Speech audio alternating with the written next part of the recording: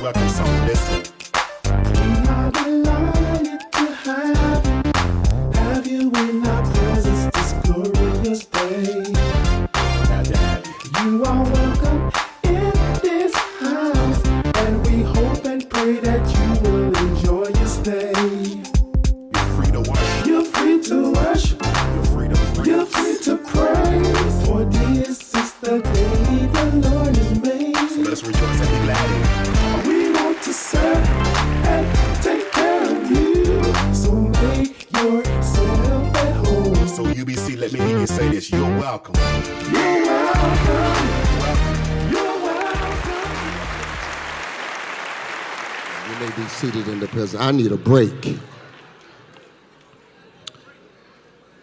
I need a break. This week, I was watching that awful tragedy that took place in Texas and even right here in Mebane, North Carolina. This present administration decided to slash funding that would allow municipal governments to upgrade warning systems. The previous administration was willing to release funding, but the administration in Texas denied receiving it all over politics. And I saw that tragedy with senseless lives taken. I think the count is up to about 130 or 40 now. Babies, mothers, daughters, fathers, sons, taken in the midst of a storm. Many rescue workers have already gone to Texas to help find those who are there. And I never forget that this week I was watching and they were interviewing a gentleman that sat on the side of a hill who was there helping with the rescue mission. And they asked him how long was he going to work the mission. And he said, I am determined to work this mission until every body is found. He said, but I'm just sitting here right now because I need a break. And that hit me because this is vacation season. All over the place, people are traveling because they need a break. And the truth of the matter is, there are moments in our lives when we all just need a break. That's good, keep it right there. A reprieve, a Selah moment from the conformities and the complexities of this life. What is it that has you bound? What is it that has you frustrated, conflicted within? What is it that keeps you under stress and strain? What is it that has you in a pain predicament dealing with toils and snares? What is it or who is it that you need a break from? Lord, have mercy. There are many people who are living in their lives today. There are many people who are living their lives today, and they're constantly saying to themselves, if I can just get me a break. Because, y'all, the lack of a break can often lead to burnout. And if you're not careful, you can slip into anger and frustration, and you end up making bad decisions in temporary situations. I want y'all to understand, church, when you get to a place of burnout, when you get to a place of anger and frustration, you have to be careful of making permanent decisions in temporary situations. All of us in this room, I don't care what you drove this morning. I don't care what kind of house you left. I don't care what you have on your back. All of us in this room, every now and then, will get to a place where we say, Lord, I just need a break. a break from anxiety, a break from fear, a break from hopelessness. Anxiety is like a rocking chair. It gives you something to do, but it don't take you nowhere. Lord help me. Anxiety can overtake your life. That after you deal with anxiety, then you move into some form of fear, and fear is like a toddler that wakes you up at 3 a.m. in the morning, and the sound of cry is driving you crazy. The voices in your head telling you that you can't do it, you can't achieve it, you can't afford it, and in many ways you don't even deserve it. Anxiety, fear, we deal with hopelessness. Hopelessness is carrying 2 days of trouble in one day. I don't know who I'm talking to today. Y'all just pray with me. Maybe I'm talking to myself. Hopelessness is moving into tomorrow, and you ain't finished with today yet. Hopelessness doesn't empty tomorrow of its sorrows, but it empties today of its strength. And anybody in here that don't mind keeping it real with you, or they ain't come in here faking what they're going through. All of us have been to a place where we've been anxious, we've had some fear, and we have felt hopeless. And church, sometimes when you get to this place, all you need is a break from living like straw, a break from living life like where life keep lifing and people keep peopling and the math ain't mathing, and you get to a place where, Lord, I just need me a break. Dr. Mendez, Jeremy Bentham says that the stress of life causes hedonistic calculus. That's when the weight of possible pain is put against possible pleasure. Whichever is greatest is the one that you would engage. If the pain is greater, we go with the pleasure to get rid of the pain. Some of us turn to alcohol, Hennessy, cognac, or Kanye, whichever one it is. Perversion, gambling, whatever we call those vices, just to deal with the pain. But if the pleasure is greater, watch this, we hold on to the pleasure even if we know it can still cause us some pain. Everything that look good to you ain't necessarily good for you. And everything that feels good don't mean it's going to be good in the end. I wish I had some help. Fred G. Sampson, one of the greatest preachers that ever lived, said that pleasure is just a pause between two pains. You can't wish for character and have an easy life. You don't get both of those. You can't build muscles without resistance. Struggle teaches you strength. Discomfort builds discipline. Sometimes you got to be uncomfortable now so you can be comfortable later. And some of us need a break because we don't understand how trouble can come in our way. But it ain't there to break you, it's there to build you and make you stronger, wiser, and better.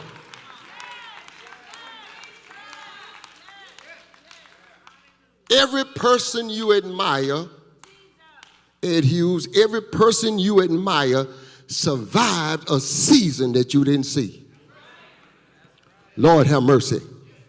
That when you look at people, you look at them, and some of us have the audacity to be jealous of people's success and their progression and what God is doing in their life, when you really don't know the hours that they spent working and the time they spent crying and the time they had to turn down their plate and fast and get on their knees and call on God. And I want you to know that all the hell they've been through to get where they are, you want the success, but you don't want the hell.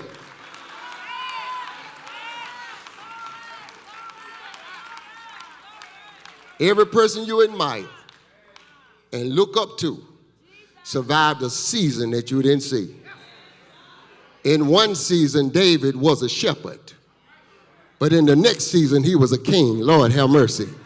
In one season, Ruth was working in the middle of a field, but in the next season, Pat, she owned the field. In one season, Mordecai was outside of the palace. In the next season, he was inside the palace. That's why you got to be careful how you judge people based off the season that they're in, because what you don't know is that God ain't through with them yet.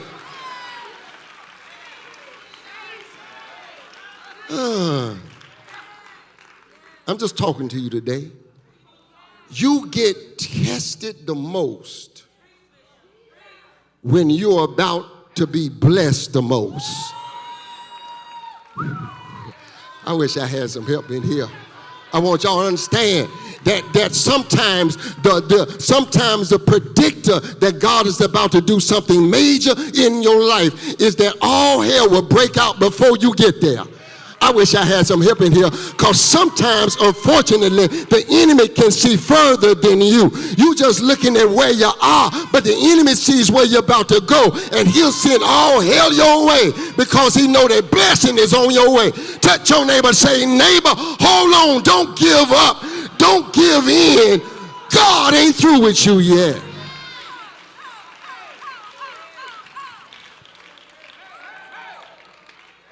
Regardless of how painful your predicament may be, I dare you to find praise in the midst of it. At the writing of this psalm, I'm almost done, David was in a great deal of trouble. Nicole, he was dealing with at least two enemies in his life. There was an enemy on the outside, but then there was an enemy on the inside. Lord have mercy. It's one thing to have to fight somebody on the outside, but it's another thing when you got to fight in your own circle, in your own house. Like, I wish I had some help. So then now understand that his own son led a rebellion against him. And don't you know that it was this rebellion that had David running for his life? I want y'all know that it's one thing in life to have to face some rejection, but it's another thing to have to deal with betrayal. And don't confuse the two. Rejection is not betrayal, and betrayal is not rejection. Rejection says, I don't want you. Lord have mercy. There are times when you will face some rejection, but betrayal says, I don't want you anymore. Let me rewind that. Rejection says, I don't even want you. But betrayal says that I had you and now I don't want you no more. Are y'all hearing me? David is here dealing with betrayal because it was his own son that he had accepted, and now the son is out to take his life. Lord have mercy. I want y'all to know. So David cries out in Psalm 3 and says, and he says in the Psalm 3, he says, Lord, I got so many enemies, they growing like mushrooms. Listen to what he says. I want to just take a moment and read the Message translation for you. In Psalm 3, he says, God, look, I have so many enemies that I can't stop counting. Enemies sprouting like mushrooms. Most of them all around me, roaring with their mockery. But then, God, I look, and there ain't even no help from you. Lord, have mercy. So, God, shield me on all sides. Ground my feet. Lift my head. With all my might, I shout unto you, God, Sailor, Sailor. I'm resting, tall and steady. I want y'all to know that David says, after he names everything he's going through, he says, Lord, I just need a break. I just need a Sailor moment. Can I tell y'all that Sailor is listed 74 times in the Old Testament? and it means to pause. It's like a pause between musical notes. Lord, I feel like preaching in here today. Don't forget that the Psalms is a book of hymns. It's a book of songs. And Selah is a pause between two musical notes. I want the musicians to help me out. It's almost like when we sing that song, oh Lord, I lift mine eyes to the hill. Oh no, that's the wrong song. No, here it is. Oh Lord, here it is. How excellent, Selah. How excellent, Selah. How excellent. Then we say, how excellent. Come on, y'all.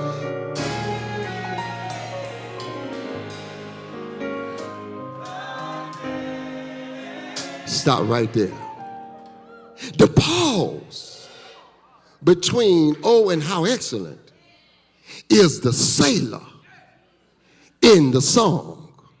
It's a pause. And some says that it's a reflective pause. It's a meditational pause. It's a resting pause. It's a worship pause. It's a praise pause. But whatever it is, it's a pause. What I'm trying to tell y'all is that when I'm trying to tell you is that if nobody else recognizes that you need a pause from the hell in this world and a pause from all of the political games that's been played and a pause from all that you're going through, you got to recognize you need a break from it yourself. You need to recognize you need a break. Don't expect your supervisor to give it to you. Don't expect people who pull on you to give it to you. Don't expect toxic people to look out for you. Don't expect people who withdraw from you to tell you you need some rest. You need to sit down and take a little breath. Don't expect people who keep on using you, talking about you, and mistreating you to show up and say you need a Selah moment.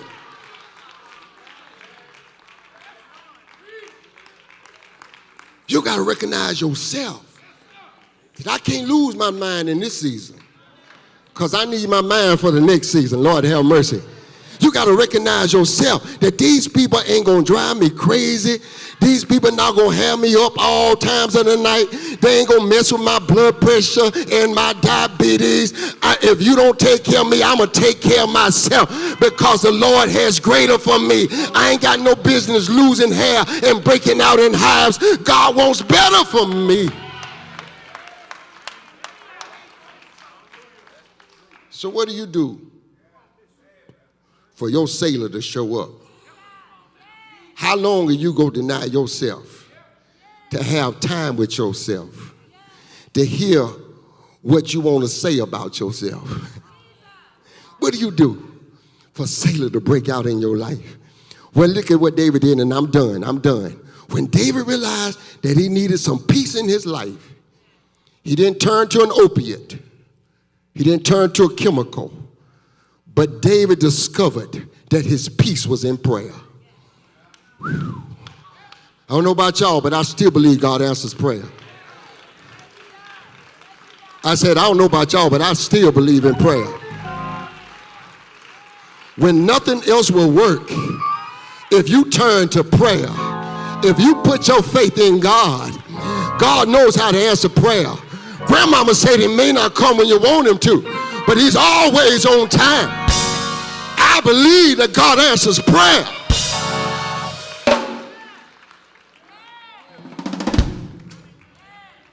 Church, when distress breaks out in your life, it ain't time to get high.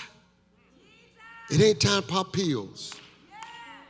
I'm dealing with that because it's millions of people who have turned from prayer to other stuff that ain't doing nothing for them. Are y'all hearing me? But I want y'all to know that prayer, when distress breaks out, you ought to take your spiritual plug and put it in the socket of God and light up the lamp of prayer. David prayed. Look at his prayer. This is not a prayer of confession. It's not a prayer of intercession, but it's a prayer of declaration. David declares, arise, O Lord, and save me. Lord, have mercy. Can I tell y'all that if you go get a break in this life, you got to know that he is still Lord. I don't care what's coming at you, what's coming for you, what's chasing you down. You better know that he is still the Lord. He's strong, he's mighty in battle. He's still the Lord. He is Jehovah. Lord, have mercy. He is the Lord my God. He is Jehovah Nisi, the Lord my banner. He is Jehovah Rapha. He's still my healer. He is Jehovah Shalom. He'll give me peace in the midst of my storm. He is Jehovah Tsidkenu. He is the Lord who is my righteousness. He is Jehovah Jireh. He is my provider. He is Jehovah Shammah. He's always right there. He is Jehovah Rohi. He is my shepherd. He is El Shaddai. Somebody shout, Lord, I'm giving it all to you.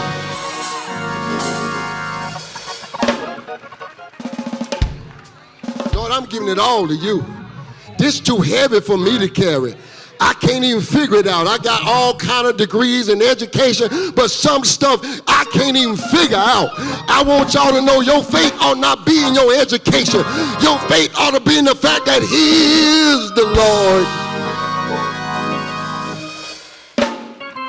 I'm almost done. Prayer still works. Touch your neighbor, say prayer still works. Wake up the one behind you and say, neighbor, did you hear what the pastor said? Prayer still works.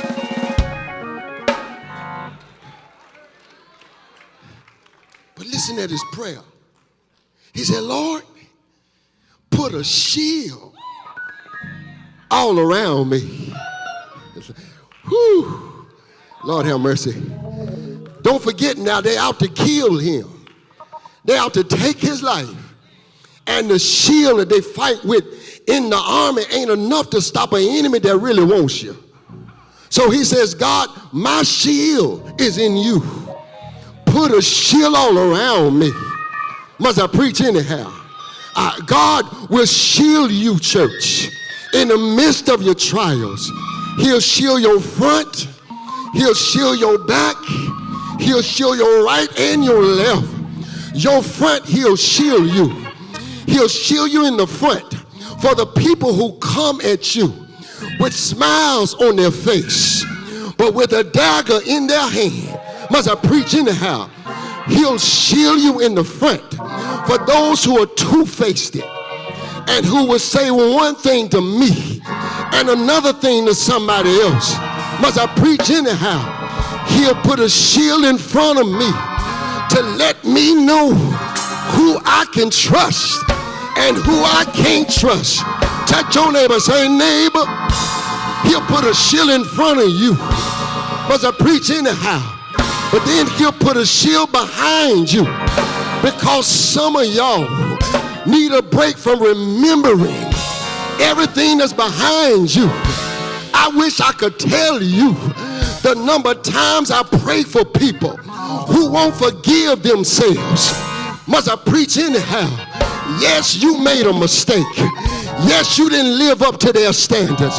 Yes, you fell by the wayside. But all of us in this room have made some mistakes. We have not always dotted every I and crossed every T. We've been too mean to live, and we wasn't fit to die. They counted us out. They said, you'll be like your mama. You'll be like your daddy. You'll be like your sorry family. But how many of you know that when the Lord puts a shield behind you, he said that grace and mercy shall follow me all the days of my life.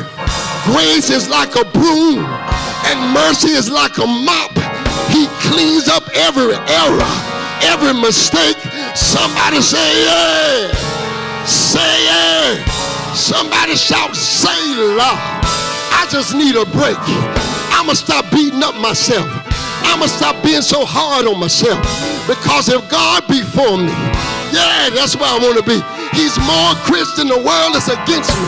I'ma stop beating up myself, because all things not some things, but all things work together for the good of them that love the Lord and called, unto his purpose. Must I preach anyhow? So David said, put a shield all around me, put one on my side, on my left, and on my right. Yea. But then David said, I need a break, God. When David found his break, he didn't go to the nightclub. He didn't go to the cigar lounge. He didn't go to his girlfriend's house. But when David needed a break, the Bible says he ascended to a high hill on mountain, a high hill. Some said it was Mount Zion. Some said it was the Mount of Olives. But wherever he went higher to get with God. If you're not too afraid to shake your neighbor's hand, you can sanitize later. But say, neighbor, I want you to know that God has destined you to go higher. Touch your other neighbor, say, neighbor, can I prophesy to you? Can I speak into your life? Can I say something to you? You have seen some hard days. You've had to cry many tears. You've had to suffer betrayal and rejection. But neighbor, you're supposed to be talking to your neighbor. Neighbor, God said, what the devil meant for evil, God meant for good. It ain't gonna destroy you. It ain't gonna take you out, because God is taking you higher. Say it. Say it. Come on, stand on your feet. We're going higher. We invite you to make a contribution to the ministry. Through your giving, we reach our community and expand his kingdom. And we recognize the one who gave us everything. To give, you can use technology. Use the Push app or go to Giving page on the Union Baptist website. Use the Cash app. $UBC 1203. Use the Givelify app. Union Baptist Church, Winston-Salem. Let us show love through giving.